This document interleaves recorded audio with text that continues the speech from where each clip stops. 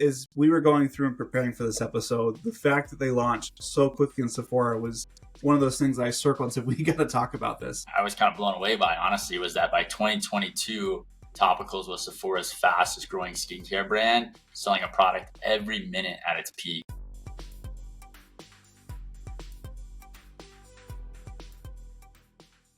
Hey, welcome back to Ecommerce on Tap, brought to you by Sourcify and ISBA. I'm your host, Nathan Resnick, joined by my co-host, Aaron Alpeter. Aaron, how you doing today? I'm doing great, Nathan. How are you? Oh, amazing. So this season, we are covering beauty. And Aaron, do you want to give a kind of quick overview of what we've covered so far? Well, we've did a deep dive into the beauty industry. So if you're ever wondering why it is the way it is and how you go about starting a company, I'd recommend that you check out the first episode of that season. And last episode, we profiled Rhode, which was a phenomenal story of going from launch to $1 billion exit in just a couple of years. Yeah, no, it's been incredible. Today we're covering Topicals. And I mean, this growth story excites me just because it is fascinating. There's so many twists and turns, and the scale that they've achieved has really been inspiring. Yeah, and this is a really interesting episode as we were getting ready for it, because beauty has long been defined by a very narrow standard. It's been Eurocentric, it's been clinical white bottles and shelf space that kind of left entire communities invisible. But today we're going to tell a different story. We're going to talk about race, representation, and the relentless grit of two young women who met in college and turned their frustration with the industry into one of the boldest beauty brands in a decade. Yeah, it's been incredible. And before we dive into this story, are there any tidbits that caught your eye the past week? Yeah, so the big one for me was the acquisition of Kellogg's by Farrell's. So I did a deep dive in my newsletter, Assembly Required. You can find on LinkedIn. But it's a $3.1 billion deal. And there's so many interesting angles to this piece. So as you wind the clock back, W.K. Kellogg split into two companies, Kellanova and Kellogg, a few years ago. And Mars just bought Kellanova for a lot more money than what Kellogg was for. So the market was very much saying that Kellanova was the preferred child, if you want to call it that. And Ferrero has this really interesting acquisition track where they've quietly over the last 10 years spent over $13 billion acquiring these quintessential brands, these really nostalgic brands. And they are rehabilitating them. They're not changing the packaging. So Fruit Loops are still going to look like Fruit Loops.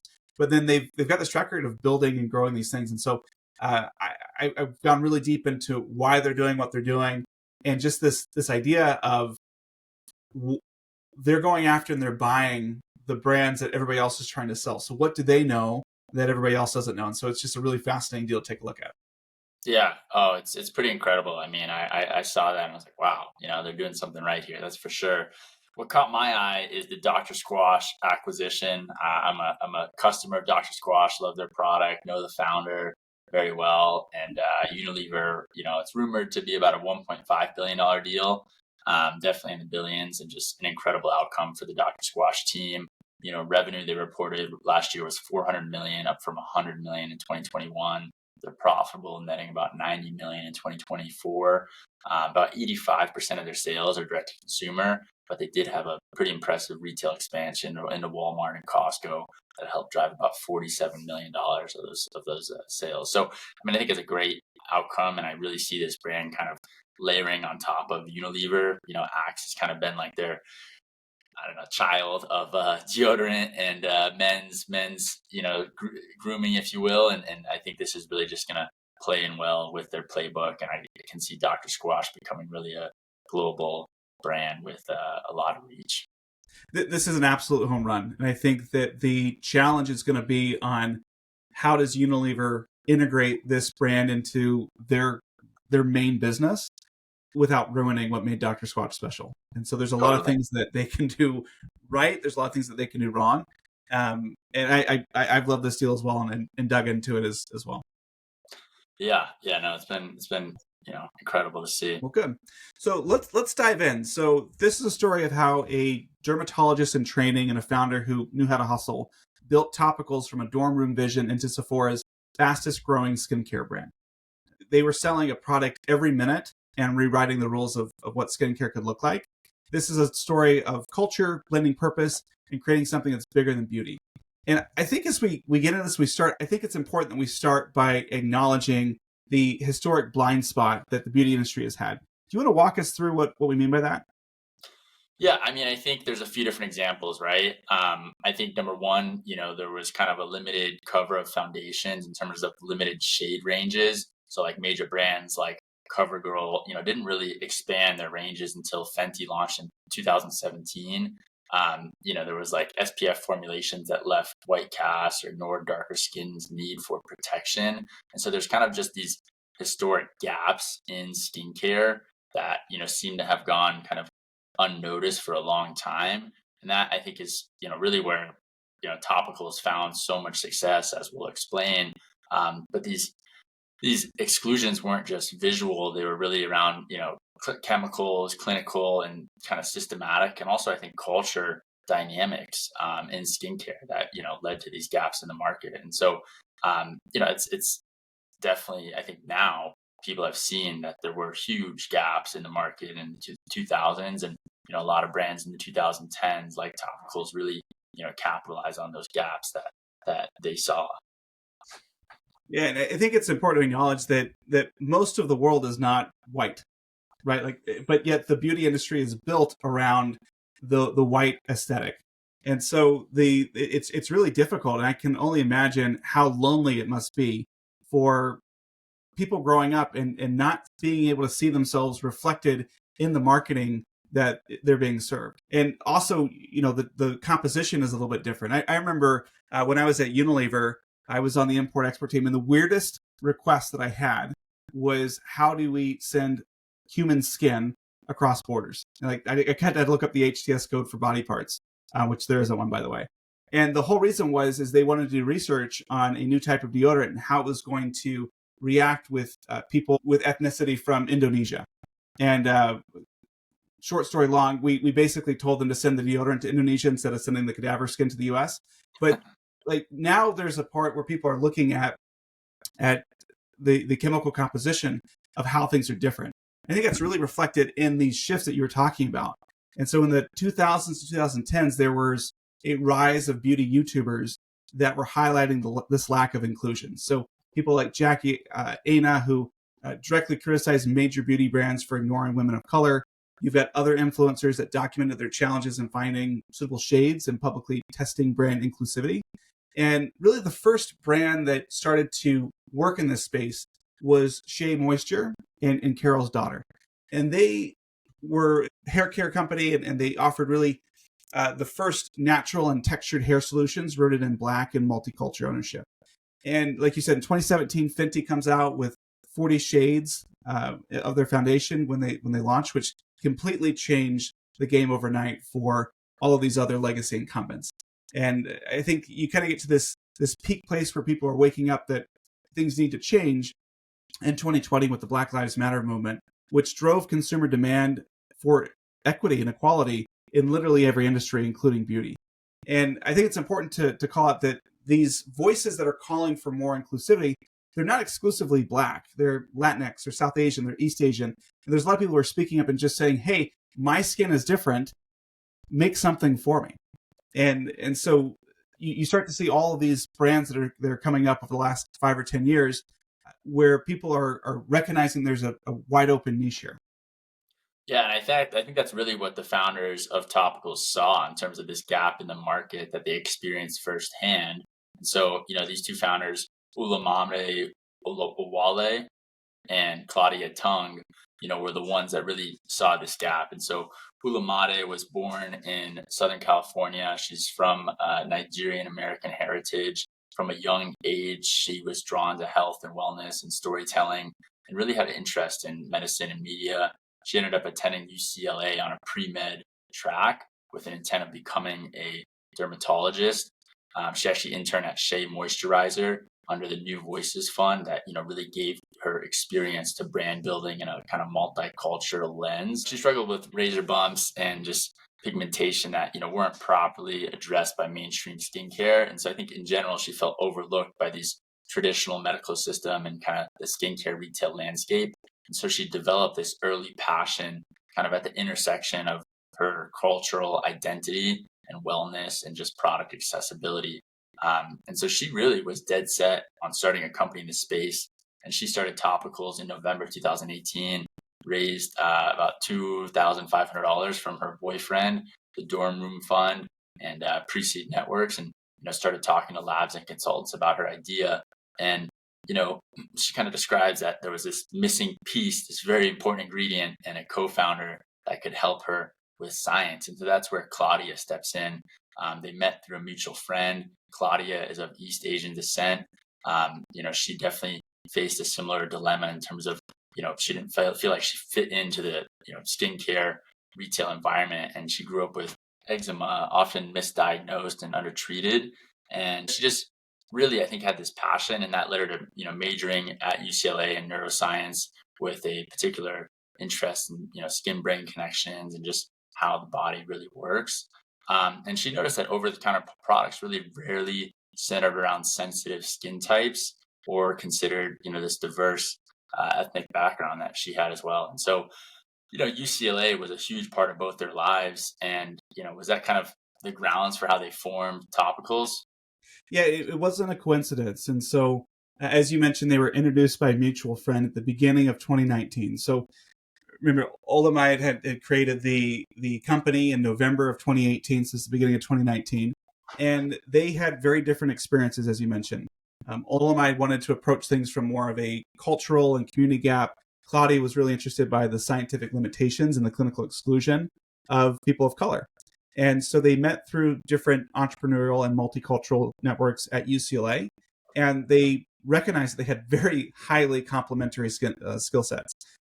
Olamide would work with marketing and cultural strategy, while Claudia could oversee the formulation, insight, and R&D. So they decided they wanted to team up. And I think that, what's really interesting as I was going back and look at this is sometimes you hear about a founder who was 90% of the inspiration and the driving force. Do you think that was the case here? Do you think that Topicals would be as successful as it was without both co-founders? Yeah, I mean, I think they both brought their own unique lens, right? I think Olamide was really driven around the mission, the brand, the go-to-market. Claudia had more of that, scientific background, formulation, credibility, and technical edge. And so I think they were really like a perfect co-founder match, right? And so while Olamide focused on brand and fundraising, Claudia really took charge of product development and ingredient validation. And I think this kind of partnership that they formed reflects a rare fusion of culture, storytelling, and scientific discipline. And so you have these kind of like two would-be founders who have decided that they want to build a more inclusive skincare brand. And then you kind of hit that founder dilemma that most people hit, and they think, how do I do that, right? And so, how did they go about doing that? What did the market look like? And really, what were they trying to revolutionize here? Yeah, so just to kind of bring us back from a timeline perspective, they met in early 2019, decided they want to work together. And so they spent the rest of 2019 and most of 2020 doing very iterative R&D and doing customer discovery. And what they found was that despite having a very clear data-backed pitch, specifically that chronic skin conditions affect people of color 2 to 6 times more, and there's no cultural or clinical brand that's serving them, it was actually really difficult to raise money. And so Olamide had pitched Topicals to over 100 investors, and it took 2 years to raise their pre-seed round. But eventually they raised $2.6 million from Larry Hippo, Mucker Capital, and a few other venture capitalists. During this time where they're iterating and raising money, there was a lot of product experimentation that was going on. And so the two skin conditions that they decided to focus on were hyperpigmentation and eczema. And at the time, these OTC products for these conditions relied on harsh or outdated ingredients. So, for example, hydroquinone was effective for sun, but it was known to cause rebound pigmentation. In other words, darkened skin patches reappear more intensely after the treatment wears off. And it's actually banned in multiple countries, but not in America. Then you got benzoyl peroxide and retinoids, which often caused irritation and post-inflammatory hyperpigmentation in people with darker skin. And so you have these like steroid creams and other things that were just not suitable for long-term use. It came with lots of other side effects like thinning skin, which sounds pretty serious. And so Claudia and Olamide had sought to bring out modern multi-ingredient solutions with lower side effects profiles. And so as they were going through this and iterating, they were talking to dermatologists, they're talking to chemists, and trying to find clinically backed but culturally relevant ingredients. And so that was really what they did. So to develop their early prototypes, they contracted formulation labs, and they really personally tested these products on themselves and in community focus groups. And so I think that was a really key early point, is seeking help where they need it, and also kind of building out that community focus group to understand, hey, what formulas do you like, what works well on your skin, etc. And this led them to launch kind of their two first products. One was called Faded, which was like their hyperpigmentation solution, and was designed to safely treat discoloration without triggering irritation. And then the other one was called Like Butter, which was their eczema solution that was aimed at healing and moisturizing compromised skin barriers from conditions like eczema. So, I think great product ideas are one thing, but actually going from an idea to getting people to care and actually making real money around it is obviously very challenging. And they've really taken some unique approaches around brand positioning from what I saw. Yeah, and they did a great job here. And this is, I think, one of the master classes that I think people can take away from the Topical story. From a brand positioning point of view, as you mentioned, they really designed this to be aspirational but accessible. And they really were going for that Gen Z, that crowd. And they wanted to serve people who wanted clean, effective, and most importantly, culturally relevant formulas. And so they wanted to position this as not just skincare, but as a lifestyle brand centered around mental health, visibility, and humor. And so they officially launched in August of 2020 as a D2C only brand, although they did launch on their website and on Nordstrom.com. And compared to traditional OTC brands like Neutrogena or CeraVe, these were at what you call a premium masstige level, which I thought was a made up word as we were doing the research. But the reality is that these were more expensive than drugstore skincare brands, yet much more affordable than luxury dermocosmetic brands such as SkinCeuticals or Dr. Guinness. I thought it was really smart how they said, okay, here's who we're for, and let's really make it inclusive by not charging it as a super premium brand, but let's try to take a premium experience to the masses to some extent. Yeah, and for me, I wonder, at that price point, what do the economics look like, right? And so I think in general, when I look at e-commerce products, a lot of brands that are starting out, maybe their margins are not as strong until they get to scale, right?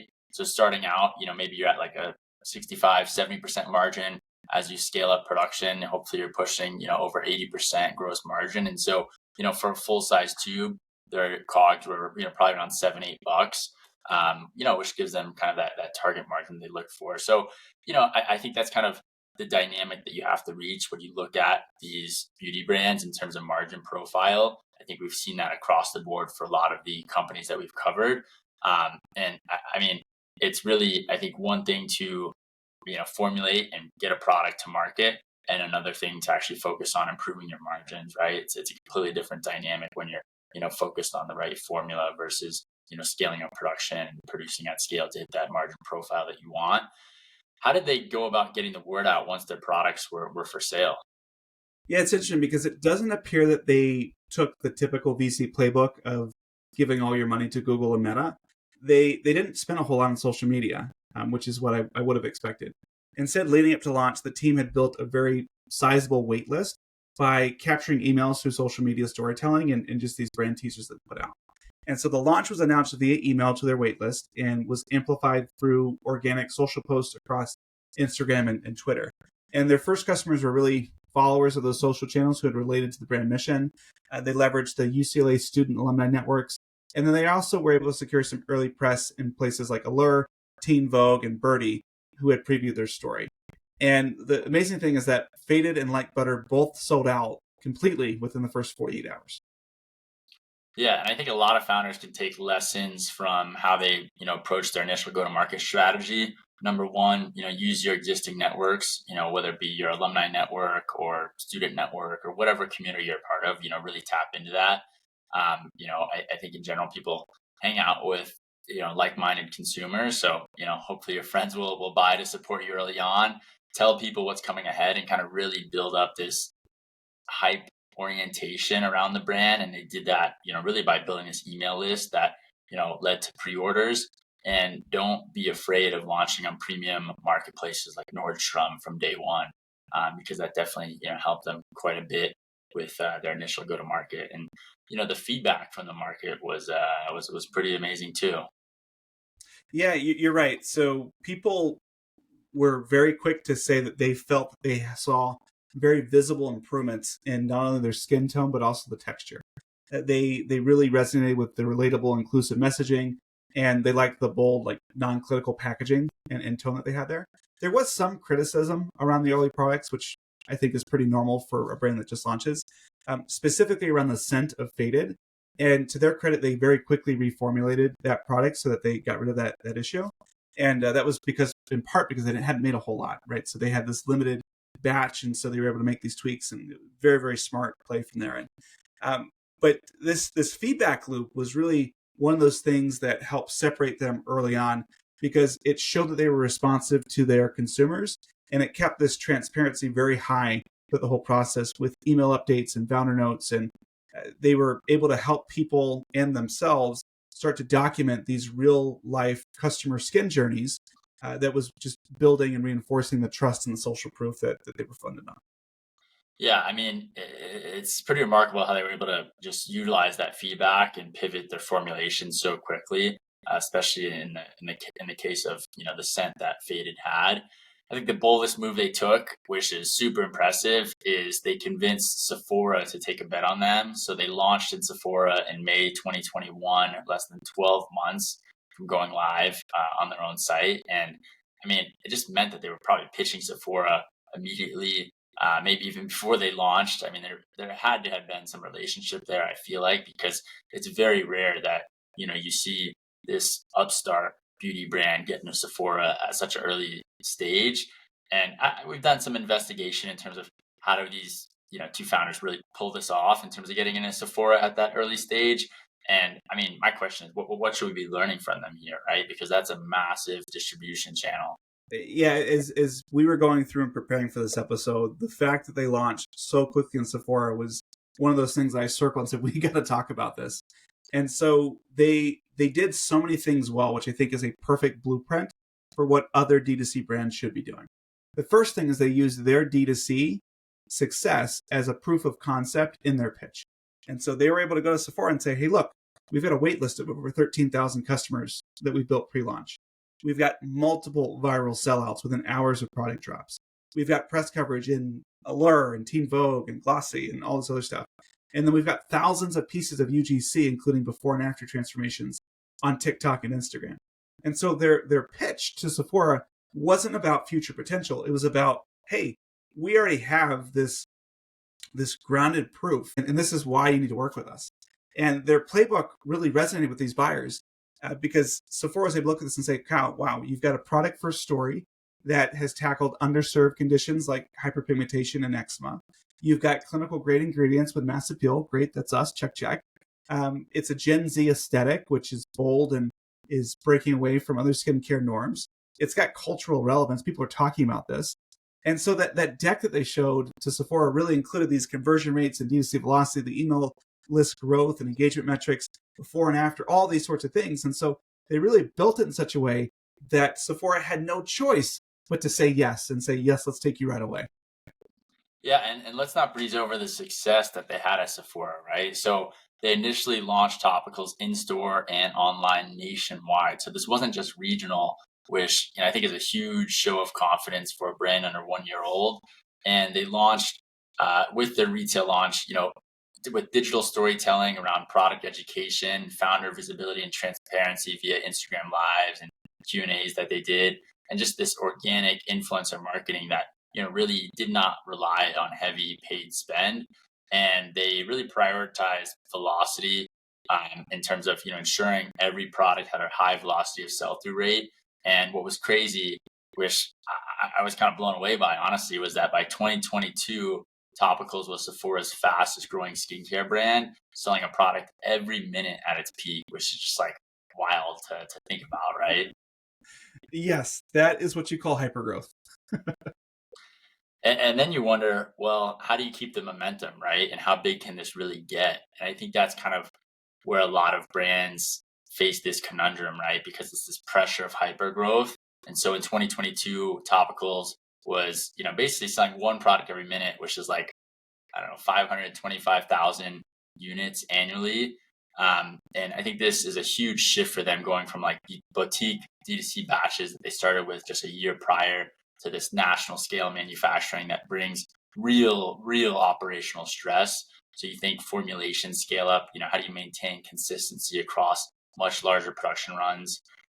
Could this, evolve a move to a top tier topical CDMO for OTC grade creams and gels, packaging, sourcing, ensuring custom tubes and, other cartons meet, their timeline and shelf standards, and just inventory forecasting. I mean, I feel like we've got to double click here on inventory forecasting real quick, because how do you think they even forecasted that, right? I mean, is the Sephora buyer calling them and saying, hey, you're now selling a product every minute, in these stores. We've got to ramp up and keep you supplied here.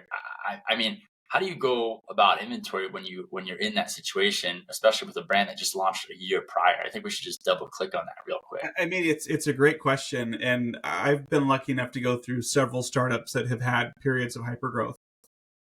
And you have no statistical basis. It's just, what do you think is going to happen? And so typically what we do in those cases is we shift away from statistical forecasting and we go to more assumptions-based forecasting.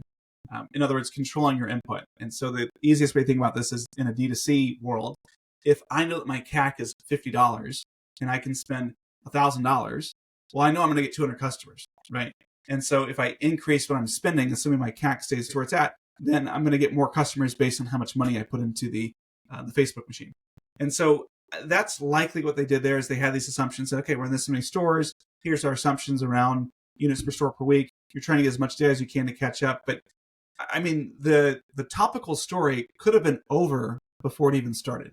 And, good for them for having a supply chain and a partner that could respond and do this the way they did, because, it really could have been a story of, hey, we got launched in Sephora. We couldn't be in stock. We were in and out. They ended up cutting us, and a competitor came in and ripped us off. Right? That could have been the story here. But because they were able to execute, they are able to say they were the highest selling skincare product in Sephora for 2022. Yeah, it's incredible. And I mean, I think when I think about hypergrowth, one of the biggest challenges that comes to my mind is cash flow, right? I mean, you're Sure. outlaying cash to buy inventory, you're spending on ads, you're spending on distribution. There's just so much that goes into hypergrowth. And so this led to their $10 million Series A in late 2022, led by Jay-Z's fund, coveted Consumer Partners.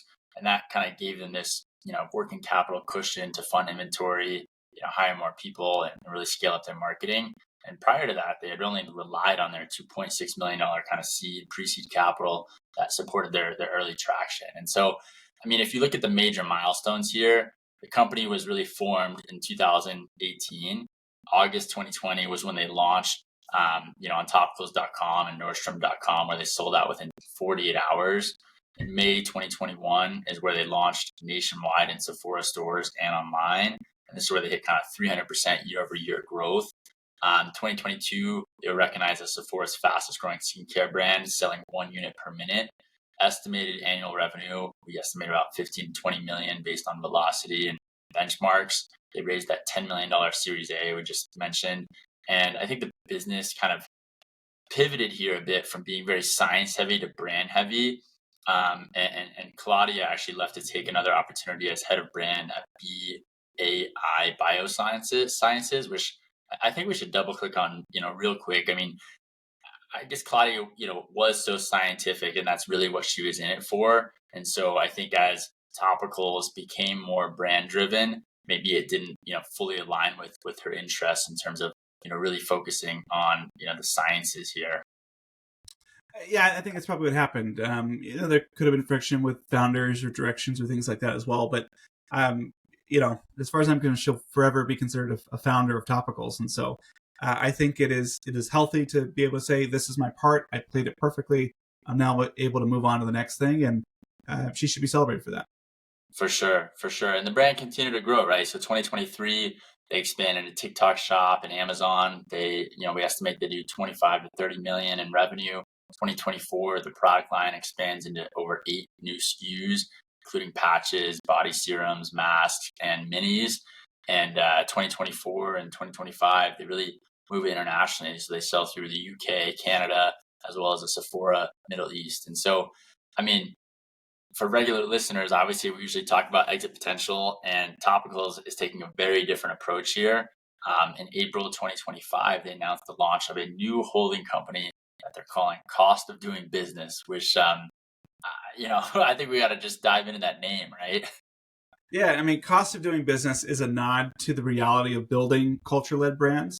And so there's a premium to doing it right, and there's a price when it's done wrong, is kind of their perspective. And so the founders view CODB, as they're calling it, as a way to protect and grow culturally resonant brands without compromising authenticity in the name of scale acquisition. And so, yeah, this is really kind of what they're doing, which I think is an interesting piece. I mean, what's your take on the holding company thing versus just trying to get ready for an exit?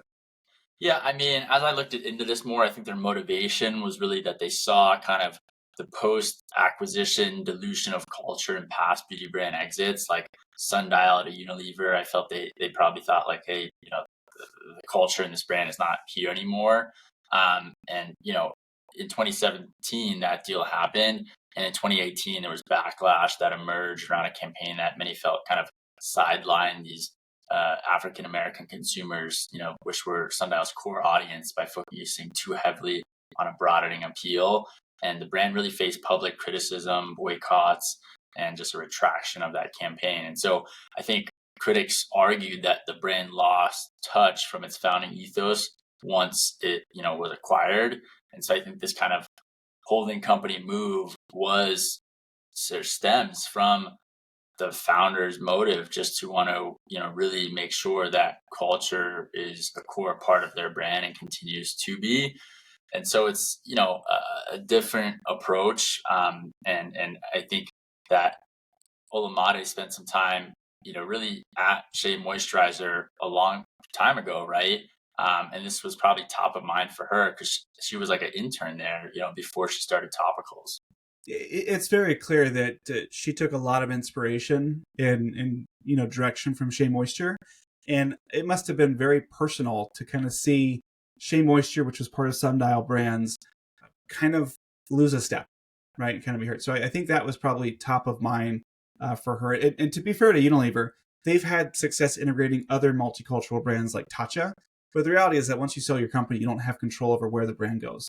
And so that's just, kind of a key thing that's there. And so I think the idea is that they build COBD of being a very safe landing place for multicultural founders to sell their brands. Yeah, I mean, I think their goal is kind of to be like a cultural PNG, right? That champions underserved voices without corporate dilution. They provide, a centralized back office. You think ops, finance, supply chain, capital access, and fundraising support, brand building, and culture marketing expertise. And I think, really the freedom for founders to retain creative control. To be a holding company, you've typically got to buy other companies, right? And they did do an acquisition that was announced in April 2025. Yeah, so Bread Beauty Supply is a Australian company. So they focused on textured and curly hair, combining science-backed formulations with playful branding. And before the acquisition, they were distributed in about 100 Sephora stores, and they were on track to reach about 1,000 retail doors internationally before the acquisition. It's estimated the revenue was only between $5 and $8 million, not confirmed, but that's just inferred from their initial scale. They were recognized for clean formulations, minimalist design, inclusive packaging, so very much on brand with what Topicals was. From a strategic fit perspective, it makes sense because Sephora is the same distribution partner, and there is a shared philosophy on the cultural integrity and just these underserved consumer bases. And it also helps complement Topical skin focus by expanding into hair care. I have some questions about the size of that acquisition, and it feels like this brand was just getting started. And so, why did the founders sell as quickly as they did? Were they profitable? Were they not doing well?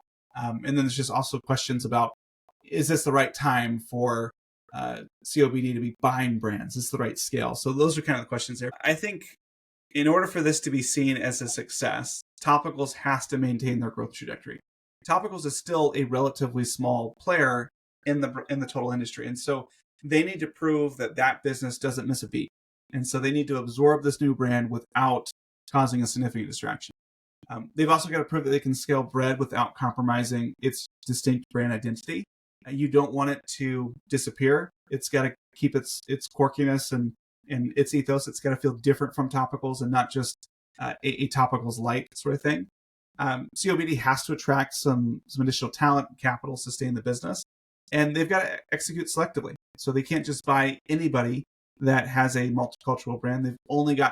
They have to only buy brands that align philosophically and can benefit from the shared infrastructure. And so there's a lot here where it can be successful. It can be very popular, but they're going to have to execute extremely well. So again, this comes back to supply chain operations, and knowing that they were able to go through the hypergrowth phase that they have with Sephora, you have to believe that they got a pretty strong operations team in their back pocket, at least for Topicals.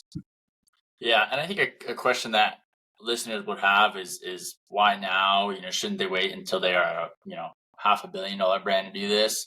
And I don't know. My thoughts are it's a fair point, but at the moment they're kind of really at the point of culture relevance and capital access, and so you got to strike while the stock is high and enables them to shape the category before a competitor or strategic does. There's a lot of ways this could fall apart. I mean, what comes to mind for me is that they're still very early stage, right? And I think distraction risk is very high. Bread is small, and scaling it, might kind of stretch leadership thin. And I think right now, especially the holdco strategy has been talked about often, and few brands actually, pull it off, right? You think Pattern Brands, Walker & Co. I think Harry's is kind of a holdco now, right, as well. And I think across the board, at scale, it can work because you kind of share the back office, which is an amazing strategy. But you've got to wonder, what is the goal here? Is it to just build the next Sundial, or is it, setting up to be bought by P&G, or is it setting up to really kind of build the, culture-driven P&G? Yeah, no, it's a great question. I mean, a lot of founders claim that they want to build the next P&G, but that's often shorthand for building a bundle of assets for a strategic exit and exiting to P&G. And so we'll see how that happens. But I think if CODB ends up collecting several high growth multicultural brands, it could become highly attractive to potential strategics, whether that's L'Oreal, Unilever, P&G. And it really just comes down to, can they prove that they have the internal synergies and sustainable growth across the portfolio? So it is a more difficult path forward, but it's one of these things that if they can pull it off, it will be a major payday for the team. Yeah, for sure. I mean, Aaron, if you were going to give some advice to CODB or Topicals in the next 5-10 years, I mean, what would you really tell them here? That's a good question. I think there's a couple key principles I'd focus on. The first one is integrated business planning, so IBP. They really, really have to build in this forecasting discipline to balance the growth and the working capital constraints across the different brands. There is no one-size-fits-all approach with IBP, and so they need to have a common framework. And you need to have a common lexicon that will support the different cultures of the companies that they acquire. So that'd be the first one. The second piece is they really got to be religious about product portfolio optimization. And so really looking at the SKU velocity and the margin, expanding the high performers, pruning away the distractions, and just making sure they're really tight and efficient there. And then it's really going to come down to how well they manage their talent pool. Do they leave brands to be completely autonomous? That usually never works. And so what's the intentional plan they're going to have about integration? They've got to think about how to be intentional about these things versus just letting it happen. And then, they've got to figure out, are they going to allow these brands to exit at some point in the future? And so maybe they're going to go Topicals, sell that for a bunch of money, reinvest back in the holding company. And is that the idea where they're kind of incubating and launching these brands? Or is the idea that they're going to really take the profits of one and plow into the others and manage it that way? And so I think that there's a lot of interesting decisions and discussions that team has. But those are just a couple ideas that come to mind. Yeah, I mean, I think they've got a strong future ahead of them. Obviously they have a very exciting partnership with Sephora. I'm sure there's going to be more distribution that happens through that, which is, international, probably top beauty retailer in the world, right? And so there's a key partnership there that they really have to keep a close eye on and execute well on. And I think it's going to be curious to see what other acquisitions they do in the future. I think kind of creating a holding company at this stage is A bit risky in terms of distraction, but could also be a phenomenal outcome for them. So I'm excited here. I think this story of Topicals was really interesting and pretty phenomenal. For listeners tuning in, Aaron and I read every review. So if you haven't already, take a second, leave us a review, and share e-commerce on tap with a friend. We greatly appreciate it. And thank you again for tuning in to this episode of E-commerce on Tap, brought to you by Sourcify and Isba.